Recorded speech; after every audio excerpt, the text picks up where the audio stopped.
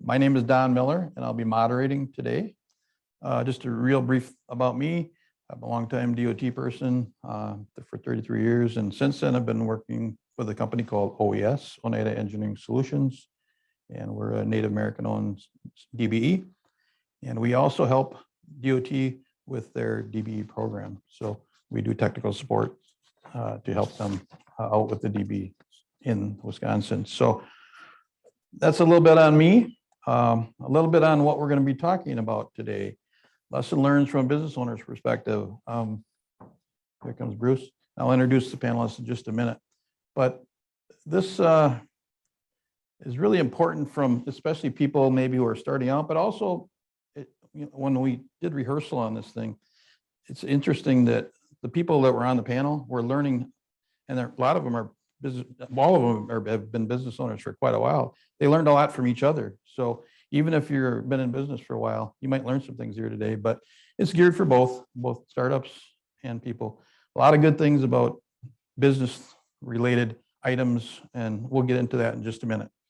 So I'm just wanted to introduce our panel now. We've got, again, 3 business owners today, and we also have one of my past colleagues, but now over with DOT, Benjie Hayek, who I'll introduce a little bit more formally in a minute from DOT. And she's going to help us a little bit at the end with the program and other things that we may need to know about the DB program.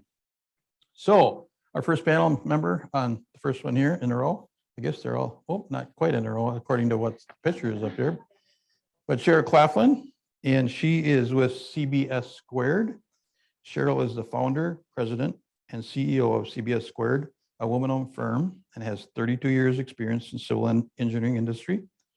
Sheryl started her firm in 2011 with 3 individuals, and the company has grown to over 80 employees, 3 to 80. That's awesome in 12 years.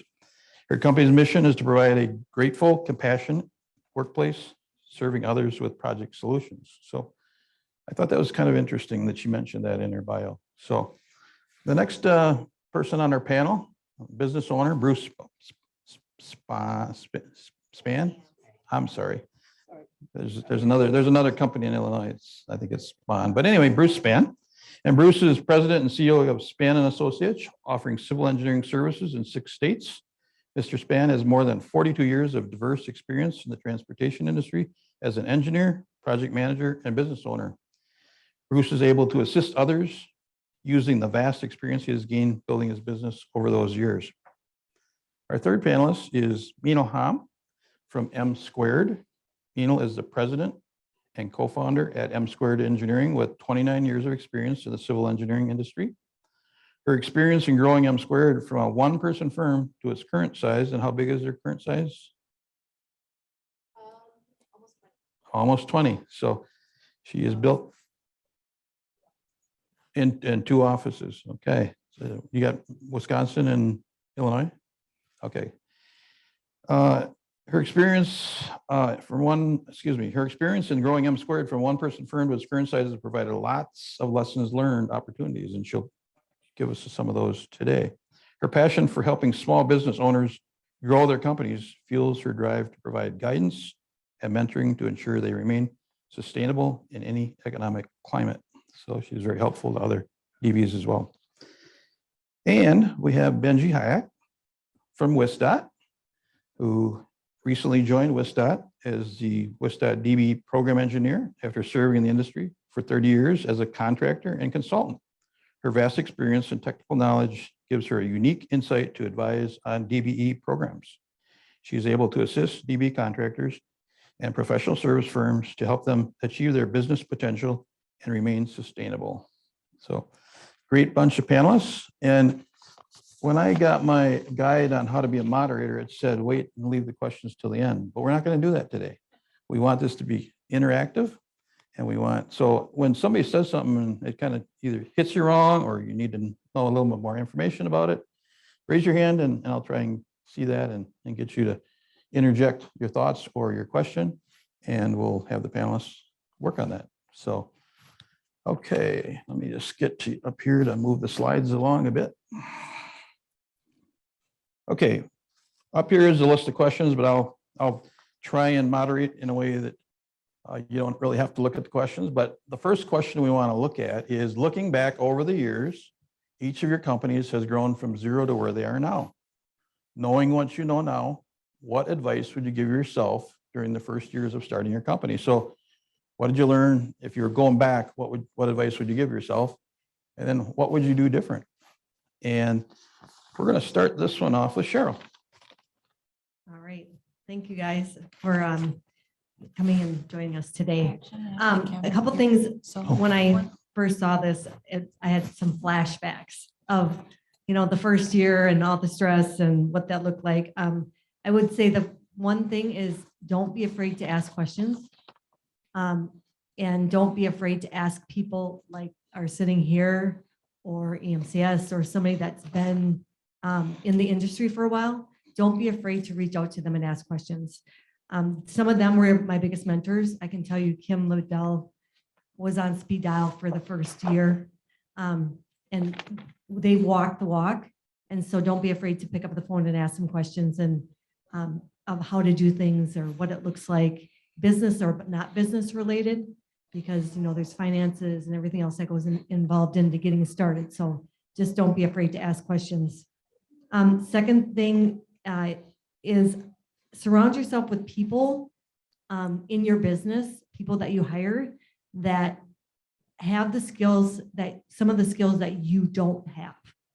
So I'm personally a big picture thinker and I'm not necessarily always that detailed. So I made sure I surrounded myself with people that were better at the stuff that I wasn't that good at. So I always remember that when I went to hire the next person is how do they fit the puzzle? And so I just highly recommend that's one of those things that I look back and wish I would have done sooner, but just always think about that as you start needing more people in your business, or you want to add a staff. How can they be better at something that either you don't like to do or that you're not that good at? Thank you, Sheryl. As I think about 17 years ago when I started my business, I guess what I would have done was try to keep my mentor involved more closely when I was starting up the business. The person that I had developed a relationship over the years is a name that DOT staff gets tired of me saying a lot, but Ramesh Kapoor of Kapoor and Associates. He's reached out and helped a lot of small DBE firms. And I feel it's primarily because he's already gone where we're trying to go, having graduated from the DBE program. He just has been a person that has just reached out and helped me start my business when I started it in 2006. And he also was my sounding board at the time when I started the company. I was debating about how much vulnerability I would say or how much candid I would be today, but I think just for the benefit of, since we're talking about small businesses and some less and some more experience, I will say more and probably, well, I'll try not to say something I have to beg forgiveness for later to the people that I might offend, but one of the things that I would have done was I would have looked at another way to initially start my business. 3 years before I started my business, I was in a partnership with some other persons that there were 4 of us, and I had philosophical differences with one of the 4, and the other 2 did not agree to the changes that I wanted to see made. And so I decided that I'm a person that doesn't believe in, if you're complaining about something you can do something about, you either do something about it or stop complaining. And I said, well, the worst that can happen is I stay unhappy because I'm not happy here. And after talking to Ramesh and telling him what my situation was, and if I stay, why I'd stay, if I left, why I would leave, he agreed with both, said he'd help me either way. And when I chose to start my own business, that's what he did. He's been a person of his word to me over the 17 years I've been around. And I think that's one of the things I would do over again if I had it, though, would be to look at another way to even have initially started the other business when me and the other 3 partners were involved. I should have probably thought longer about finding opportunities to finance it and take over the company at that time myself 3 years sooner. But here I am now at this time, and I don't look back. I'm glad that I started my business. But I guess I've answered part B up there of what I would do different, which is I would have thought longer about starting it actually 3 years sooner. I guess for me, one of the things that I would do different would be I would go back and tell myself that it's okay to hire, even when either the work's not there or especially for the right person. When you see that right person and if it's a good fit, the work will come. The other part is, as a small business, you're the owner, the operator, the doer, the seller, everything, and also the accountant. So I would say, I wish I would have told myself that it's okay to hire someone to be the admin and actually do the filing that I'm not good at. I cannot keep up with the bills because I'm just not that organized. But somebody who's an admin knows where to file things, knows where to find those certificates. That was important. I wish I would have done that sooner. And same with marketing. It got to a point where actually it was, I think, Harvard at one point just said, just hire someone. This is not something you should be doing. Somebody else needs to do it because that's going to be their focus and they'll do it better. So do yourself that justice. And then the last part was the work-life family balance. I had 3 little kids and we were going month to month, just day to day, not just time, but money and everything. When you're starting out as a business, everything's in it. And the work-life balance is hard. But as soon as I told myself that this time from 3 o'clock when the kids started getting home from school till 7 was my family time, instead of trying to be divided attention all the time, you're going to go nuts. So carve out those blocks of times and say, this is work, this is family, and this is when I can do this. It was the best thing for me. It was a load off, not trying to be pulled in 20 directions. Okay, thanks, panelists. One thing she mentioned when she mentioned about hiring people before she had to work, I keep asking my bosses if I can do that, but they don't let me. So that's, you got to be, I guess you got to be conscientious and you got to have your ducks in a row if you want to do that. So, but Every instance that I've done that, the work has come. yeah, and I've seen that also with our company, that you hire somebody, you think, well, are we going to be able to keep them busy? And guess what? They're busy, and you can show them on the next proposal, and it works out. I mean, so don't be afraid, I guess, is the point here. So, but just be careful, but not afraid. Okay, we're going to move on to the next question, and that is, can you talk about a challenge that you faced during your years of growing your firms, and how did you overcome it? And this is going to be a fun one to listen to here. So, what challenges that you had to try and overcome? We're going to start with Minal this time. Okay, which one do I pick? We had a few. One was getting thrown under the bus by a prime. They were looking out for themselves. We didn't know the prime as well, and the project manager was not doing a good job. They would go to the DOT and tell tales that were not true and pretty much point the finger back at us. We had no say in what was being said to the DOT. So that was not good, but the outcome in the end, I did go to my mentors informally. In fact, the one that I had, he met me for coffee, and I'm like, he said, don't be afraid to burn bridges the right way. So the right way to do it is just finish up what you're doing, stand up to finishing the contract, and then get out of it, and don't ever get into a contract with them. So we did make a conscious decision never to work with that firm again internally. And that's been true since then. So that was our challenge.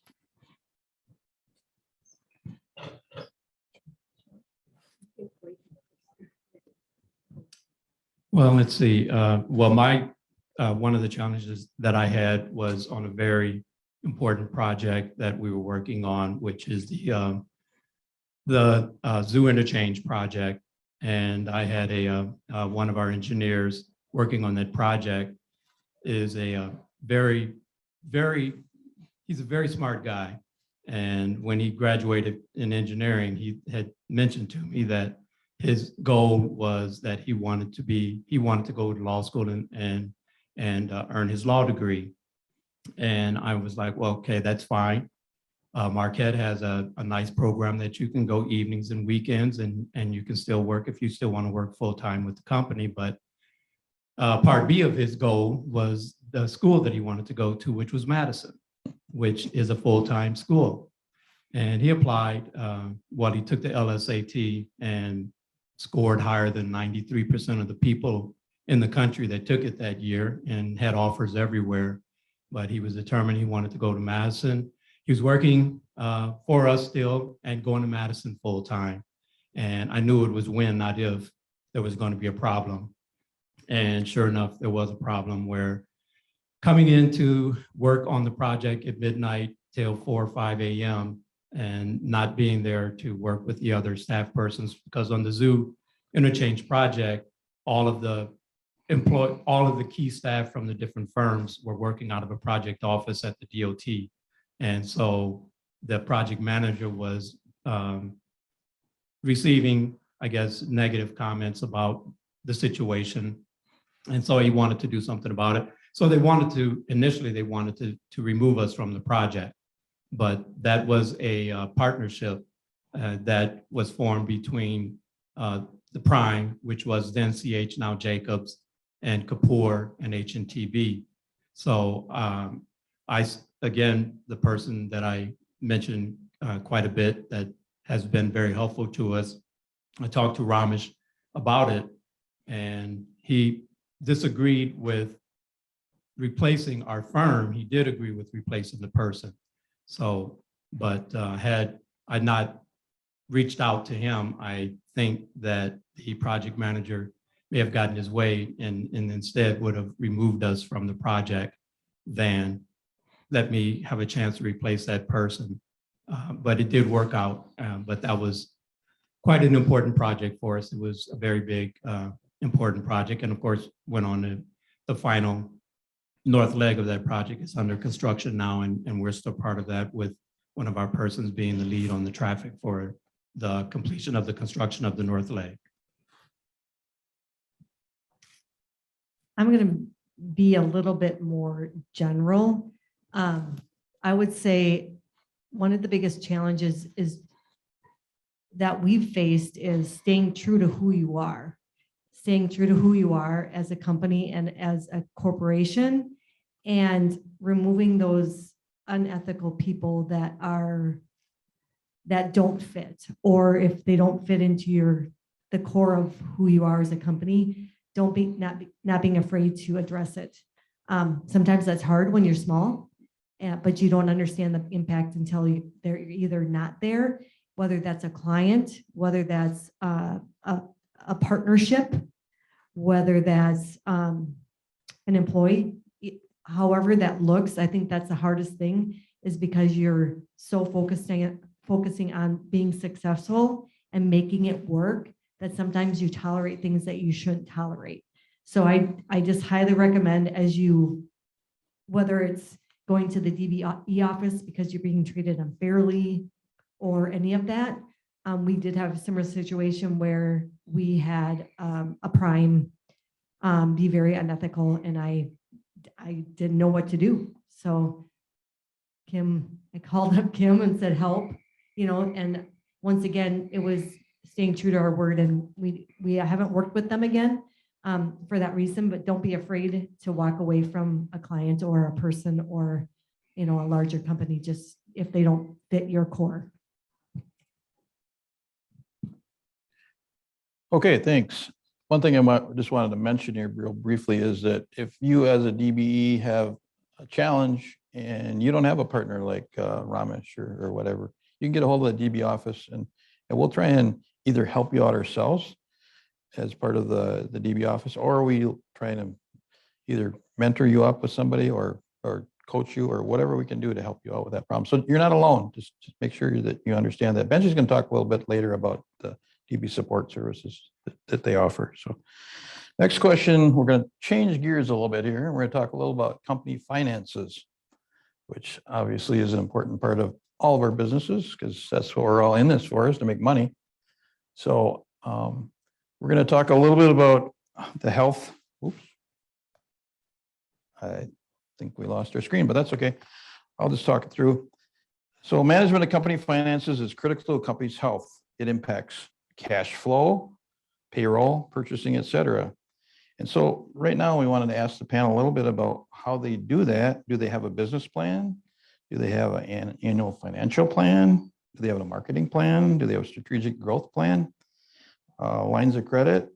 Where have you sought out loans when needed? Those kinds of things. So we're in the financial area here. So we're going to start with Sheryl on this one. Well, I always tell people, when you get started, remember cash is king, especially in our business with the business cycle. Construction folks or consulting, winters are tight. Winters are going to be tight with the number of days that you can bill or not being out on construction sites. So I wish I had done, one of the things I wish I'd done sooner is creating a strategy plan on how to deal with that part. Creating your own company core values and a strategy plan along with a financial plan, how you're going to handle those tough times with cash flow, because they're going to hit. It doesn't matter who you are, you're going to have those times, especially if balancing growth with cash.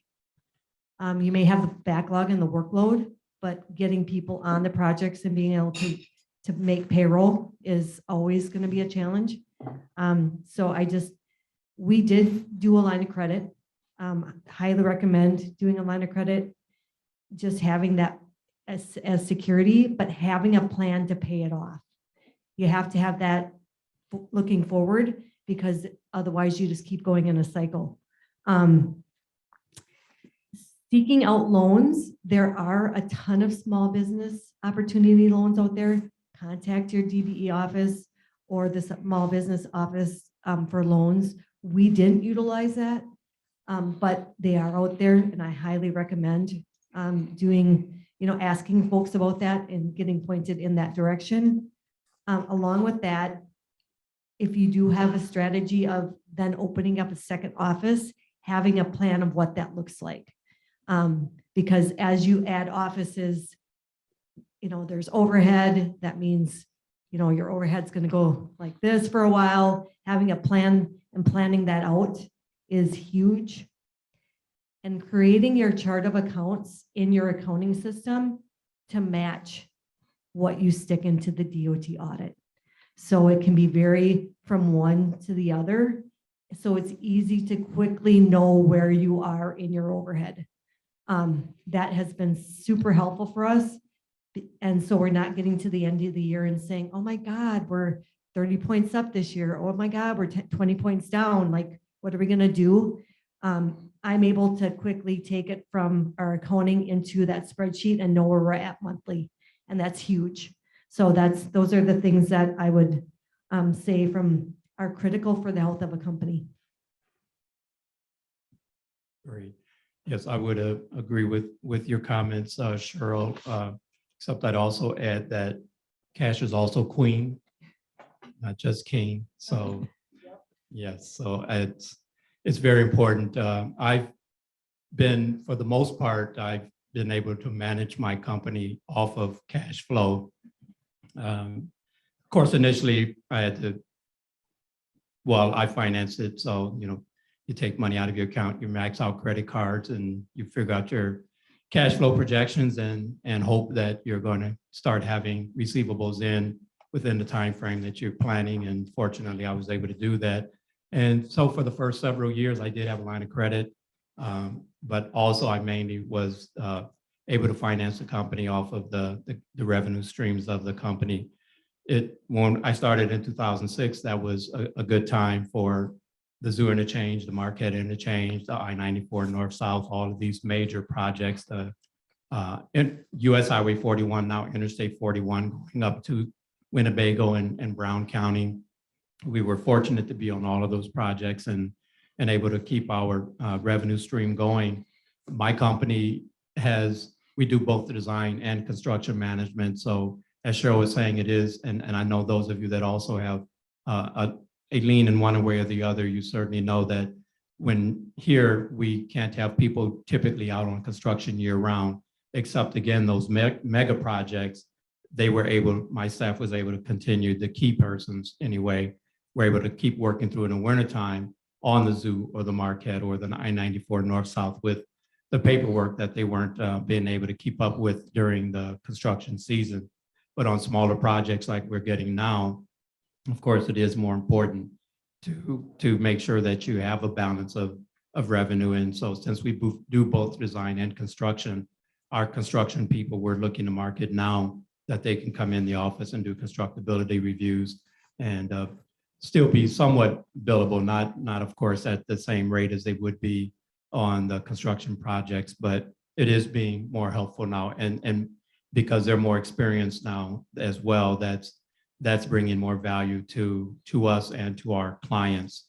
I have a business plan that's outdated. I need to work on my business plan. I need to work on my marketing plan, and my strategic growth plan is as similar to what one of my persons that will have been with us about 1 year in a couple of weeks. I was fortunate to hire the former regional director from Southeast Region, Dwayne Johnson, came on board, and he and I both had an agreement that, you know, he's not a full-time employee with benefits. He's not looking to take over the company. He just saw that what we wanted to do, talked with me, and I know he had other opportunities as well, but he thought that he wanted to try to be helpful and work with our firm, and also to, I'll say what we've talked about a little bit in private too, but Dwayne also said that he wanted to be part of the walking the talk as well, because when he was regional director, he felt that there were some things that could be improved in the DBE program, and there were some things that he felt could be of, or other persons could be of more help to DBE firms. And so he wanted to come work with a DBE firm once he narrowed his thoughts down about where he wanted to go at NISA initially. And so he's been with us now. And reminds me, I don't think he said it today, but I'm sure he said it yesterday and frequently, that his goal is to work himself out of a job. So he's helping to develop our staff and the like, and also be another resource for me as well. I still mention Ramesh's name a lot, but of course, Ramesh is a little busy with his several hundred person firm too. So Dwayne has been another valuable resource for me to have ideas to bounce off and the like. And so my goal is now at the point that I am in my career, is it was mentioned 42 years. I've been almost 43 years when I graduated in May.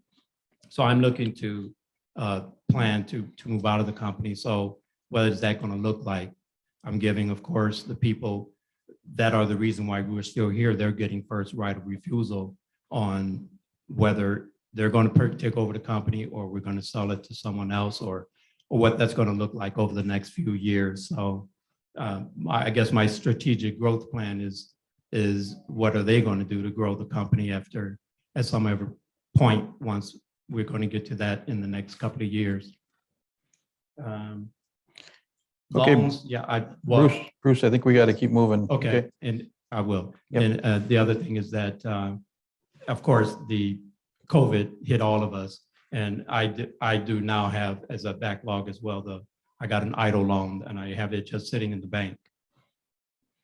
Okay, so the next question deals also as part of financial. It's on overhead rates, and as many in the room know, overhead rates are a difficult thing, and that's how you get paid, or you may owe money depending upon how overhead rates change. So I guess I'm just going to throw it to the panel just to talk anything more about overhead rates that they would suggest to the group that might be helpful, or maybe how they've dealt with it in the past. Minal, I think you want to touch us on this one. Yeah. What they don't tell you when you first start a business is that overhead rate is going to be such a crucial part of the back end of a project. You finish out your services in year X plus 2 years later, your prime closes out their project, and it finally comes back to hit you as to whether you get money back or not on the overhead adjustment. The first time that happened to us, it was on the mega project, the North South Corridor construction. we got hit with over $80,000 bill years later. And as a small firm, that's a big hit. More importantly, where do you put it on your chart of accounts, Cheryl? How do you show it? How do you account for it in advance? If no one's taught you to track your overhead, which they don't teach you that in Business 101, or maybe they do and I missed that day. Okay, thank you. So, and then the other thing to understand is your overhead rate as a smaller company, when you first start out, it's going to be up and then way down. It's going to oscillate until it finally settles out in this smaller wave where you can not have that big of an adjustment. There are key strategies. Some of them I learned just as COVID was hitting, as Jill Treadway was retiring. I met with her and she's like, well, I've always done this. I'm like, why didn't anyone tell me this? So there are strategies you could do, have the right resources in place, ask questions on how to avoid them. And Sheryl kind of alluded to the fact that she tracks hers on a monthly basis. And there are strategies you can use to, as you implement your projects, Bruce.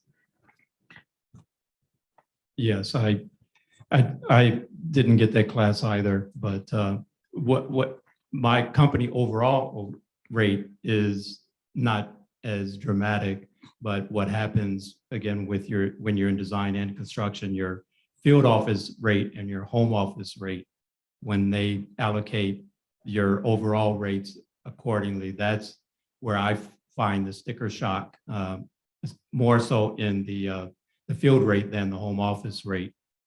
Although it doesn't, like it may go maybe from 150 to 110. I mean, that's not a huge difference, except on the one hand, but on the other hand, you're looking at it, that's almost a 1/3 decrease. And so as you were saying, then 2 or 3 or 4 or 5 years later, you'll get the bills from these mega projects and you're hoping that they owe you rather than you owe them. But I too have had more of the I owe back than I'm owed money. And then the other, and I'll be quick, Don, the other thing about about that is what I also speak to the DOT about as well, is just as it's fair that the public does not pay a lot for this muffler. On the other hand, when I've had audits where I've been owed money, but too bad, so sad, the contract doesn't have any money in it, so we're not going to pay you. So why isn't there a pool of money to pay us what we should have fairly been paid had we been able to use those rates? So I don't know if that will work or not, but I keep bringing it up that I think there ought to be a pool of money to pay us when we're owed, regardless of the status of the contract being closed. Just one thing to add, if you are fluctuating in your overhead, highly recommend, I mean, I'd be more than happy to sit down with somebody and say, here's the 5 things to track, because in our business, or in a lot of our business, the majority of our costs is in our people. Okay. Usually 65% of your money or more is going to go towards benefits in your people. And the other piece of the expenses, a lot of that's fixed. So just understanding a little bit about the effect of what that looks like and how to manage that is huge, and it can save you from having to pay back, $40,000 or $80,000 in the end. Okay, thank you. We're going to move on to another topic that's important to all of us, especially in current environment, and that's hiring. So there's graduates that you can hire, there's experienced employees that you can hire. And I guess what we're going to ask the panelists, how do you manage staffing and recruitment in the current environment in the industry? I know I struggle with it at our firm. How do you overcome these challenges to grow your company by adding staff? How do you compete against larger firms as a smaller DBE to attract and retain employees? And can you offer competitive wages, or are there other things that you can offer? So I'm going to start with Sheryl again on this one. This is tough because large firms can afford to pay people a lot of money. And so we have been very creative in some of our benefit packages that we offer to look different We also have the ability to be more flexible. Smaller firms have the ability to be more flexible. 410. And so we sell that to people. As all of you know, there's not enough people to go around. We're all struggling to find people. But I just suggest taking a step back and looking at some of the benefits that you could possibly do differently than other people or other firms that they don't have the flexibility. Some examples of stuff that we have looked at is PTO exchange, where you can exchange your PTO for a vacation or cash or paying off your kid's student loan. We've looked at, we do pay health premiums, which is up and beyond. And we plan for that in our overhead, which is huge. We have flexibility to do that. Work-life balance. And when we recruit people, we are very clear about what our values are. And we try to find people that fit. And so because of that, we get people that fit our company better, and we have a less of a turnover, but it's really hard to find people, and that's everybody. But those are a few things, and we are starting to recruit at the high school level.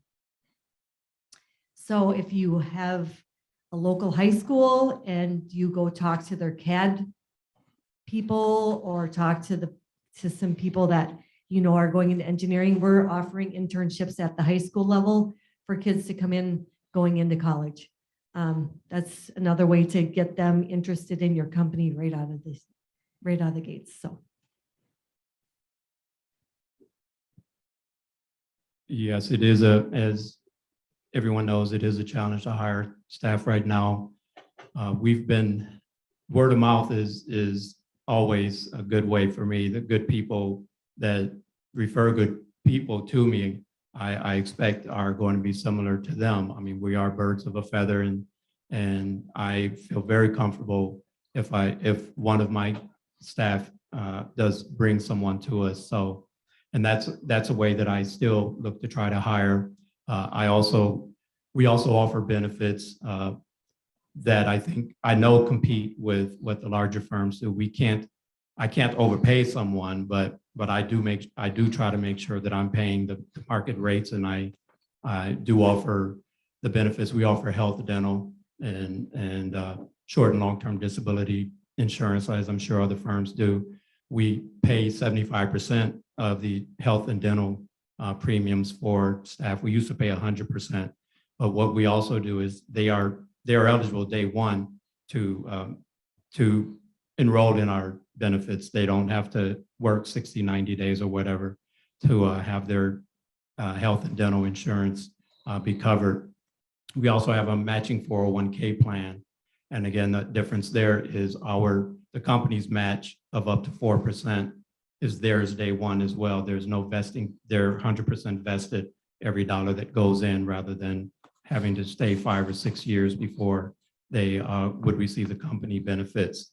And we had success even recently. We just hired a young lady that's a graduate from UW Milwaukee. So they are out there. They're hard to find, and I know she had several offers, but we're fortunate that she chose us. So we're happy about that. Okay. So. Don told me to pass the mic. Okay, so one of my passions is to get girls into STEM related activities and also into aviation. Those are my two passions, and I go out of my way to mentor, coach, get involved with the community, and that has led to, as parents know this, they're like, oh, my daughter's doing environmental engineering. Will you talk to her? So if I can't help her, I place her or him in some cases in the right hands. So that has been like the primary thing that's fueled the younger. That's starting to fill that pipeline. I wish I would have done that sooner. So that's one of the ways that we've done, in addition to what they were mentioning, is creative benefits and just thinking outside the box, making sure you stand out. It's easier to stand out as a small firm when you show that you can offer more than a big firm can. They're oftentimes more rigid or more flexible or more homey, I guess is the word. If you don't mind, Don, I think we should probably get to something where Benjie could. Yeah, we're gonna do one more question and then we're gonna get to Benjie because we got till 4:10.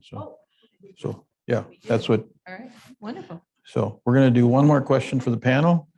Then we're gonna have Benjie talk a little bit about the DB program. So we had a whole list of more questions, but I wanted to do one that I think is kind of important. And especially for DBs, small DBs, what measures have you taken in the past to make sure you get paid in a timely manner? That's a problem for a lot of firms, not just DBs, but I want the panel to kind of tackle that one. What have you done to try and get paid? You want me to start? Make sure you get paid on time. There was one project where a long time ago, we had first started in this sector. We'll just keep it general, so I don't want to give anything away. We didn't get paid for over a year. We'd invested all kinds of money into expanding firm staff, equipment, rolled them on payroll for a while, and we didn't get paid. That was really hard on our cash flow.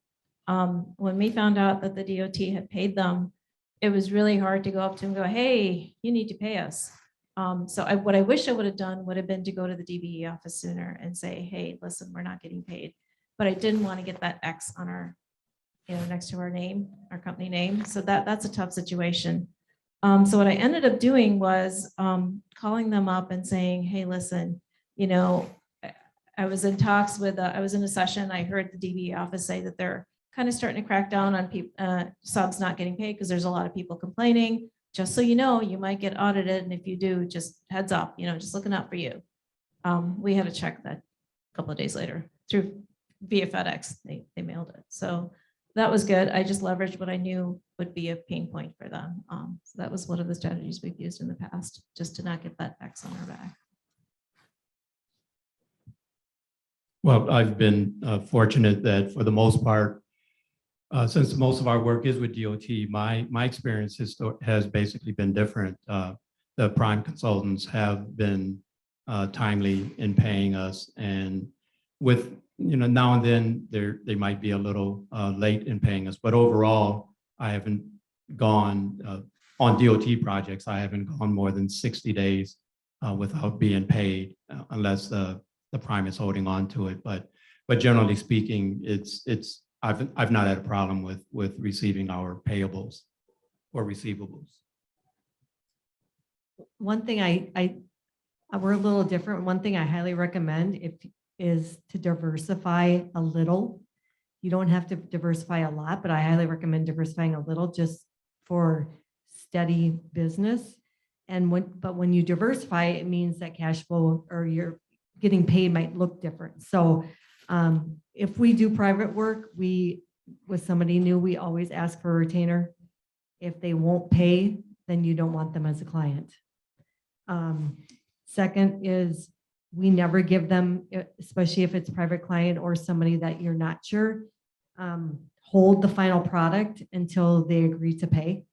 That was a lesson that we had to learn the hard way. So if you're doing a plat for somebody and you don't know if you already had trouble with them paying, hold the final plat till they actually give you the check. Those are a few of the things that I highly recommend. If you're not getting paid after 90 days, we always write in our contracts that you can stop work and actually stop work. That's the hard part about the business end, that you're afraid of losing a client, but those are the clients that you kind of need to be okay with losing. Okay, some good ideas about getting paid. So I think we're gonna, again, change a little bit of gear here, and we're gonna have Benjie talk a little bit about the DBE Support Services program. Benjie? Thank you, Don. Thanks, everybody. Some really good ideas are being exchanged here. Thank you. But I also wanted to let you guys know that WisDOT DBE Support Services is resources available to you. We have programs, resources, and services. And I just want to quickly go over those so I can leave enough time for questions. And then if you don't have questions, if you want me to delve more into what these services are, I can do that for you. We do have the management and technical services that are assisted, provide assistance. We do business plan development, capacity building assessment and statements, financial planning for you guys, accounting, proposal writing, marketing, risk management, WisDOT website navigation. We're finding that as we continue to upgrade and improve our website, there's still some people who really don't have either the time to learn how to navigate it, or they just get lost. I have navigated that thing and I update it. So if you get stuck, you just call me. I will be there for you because it is a challenge for me to make sure you get what you need. We do contract review. However, we give you the tools that you need to do a contract review. And we could hook you up with free legal service to a degree. So I just want to make a disclaimer there. It's to a degree. We also do Masterworks. We will hook you up with the people who do Masterworks. Who all in here has done Masterworks? Who all in here hates Masterworks? Okay. It is a great program, but it is not user friendly. So if you do get frustrated, there is somebody there much smarter than I am to help you. So if you do have problems, let me know and I will put you in contact with those people. Civil 3D, we do have programs offered through the Learn Center for Civil 3D. And apparently you guys have made use of that. And it's free, isn't it? It's free. Take advantage of all the free stuff because there's a lot of really good things that are offered for free. The next one I want to talk to you about is the programs. The Mentor Protege program is my baby. Don also helps me with that. He does the monitoring and some of the initial setups, but I've been doing this since 2014 when we reintroduced it back to through the DBE office. Mentoring, if any of you've heard about networking and mentoring, getting the communications out, talking with people. You've heard every single one of these panelists talk about how they went to somebody as a mentor. They weren't in a formal mentor relationship. And we have Singh and Associates here too, who had a wonderful formal relationship with Grape USA. And they did what's called a reverse mentor protege, where the protege was actually the prime and the mentor was actually the sub.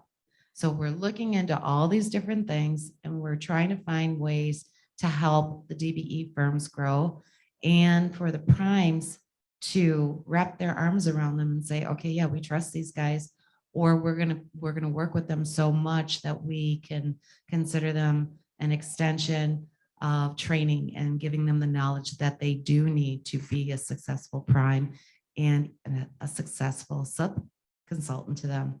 I mean, Bruce and all you guys have been on so many jobs where the prime doesn't want to babysit and handhold.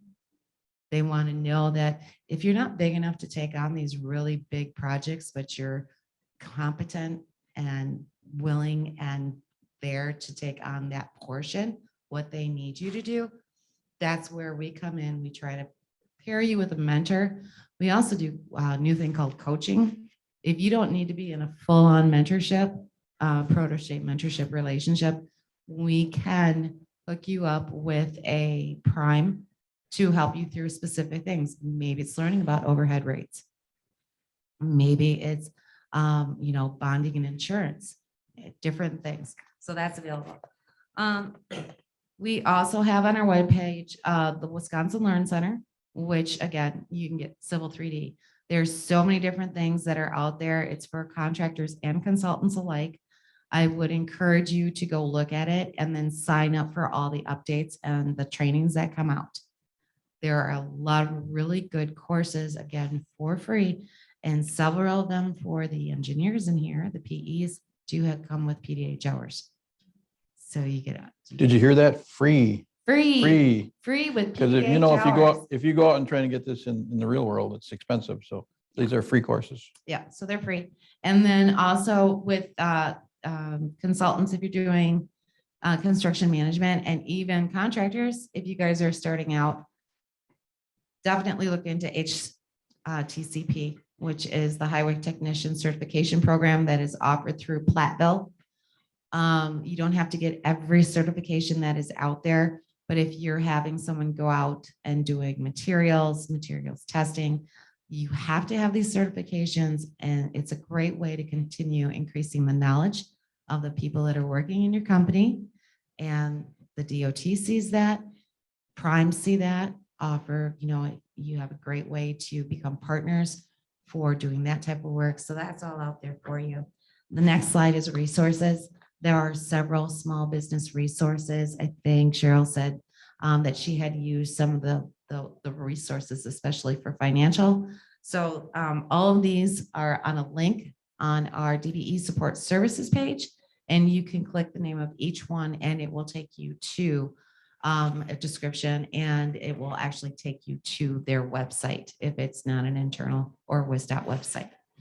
So, and again, if you guys have any issues, if you need something, I'm not guaranteeing that I could fix it for you, but I can always put you in touch with someone who can help explain it, or we can help you work through it. That's what we're there for. And we really want to stress to you guys, it's okay to call us. You're not going to get, if you call me and tell me that you're having an issue with your Prime, I want to hear it from you, and then we'll discover what's going on. So don't be afraid to call. Don't be afraid to say, I don't know how to do this or where to find this. I got two WisDOT phones. So yeah. Okay. Yeah. Most of you have the orange phone number. So the 414-750 number, but please feel free to call us anytime. We are here. So contact information. We'll skip to that. That'll be available for you guys. And we do have a few minutes. So do you have any questions? Yeah, well, excuse me, we'll open up to questions. Any questions of the panel? Thanks, Dwayne. I think that just to repeat the question is about backlog. And is there any suggestions from the panel about what they maybe try and do as far as having backlog, or what's their experience with trying to make sure they have backlog, or anything related to backlog?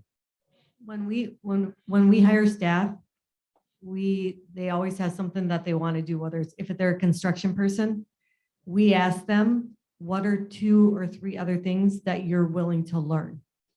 And they get to pick those, and those are the things we train them in. And so that when they do come in, they have something else that they're capable of doing and to fill in, whether it's surveying, whether it's quality control, whether it's traffic control plans.